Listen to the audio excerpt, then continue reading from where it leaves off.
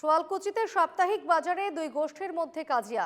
রোববারের হাট পরিচালনা করে সোয়ালকুচি সাপ্তাহিক বাজার পরিচালনা সমিতি, বুধবারের হাট পরিচালনা করে শঙ্কর মন্দির পরিচালনা সমিতি। সোয়ালকুচি বাজার সমিতিকে অবৈধ আখ্যা শঙ্কর মন্দির পরিচালনা সমিতি।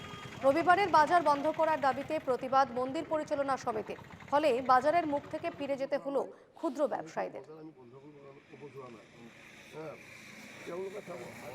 ধৰ্ম আলোচনীয় সভা শ্ৰী শ্ৰী শংকৰদেৱ মন্দিৰ শুৱালকুছিৰ উদ্যোগত আমি সম্পূৰ্ণ জিলা পৰিষদৰ পৰা এখন সাপ্তাহিক বজাৰ হোৱাৰ কাৰণে অনুমতি আমি লৈছিলোঁ আৰু সেই মৰ্মে আমি বজাৰখন আৰম্ভ কৰিম বুলি মনস্থ কৰিছিলোঁ আৰু বজাৰখন চলিও আছিল।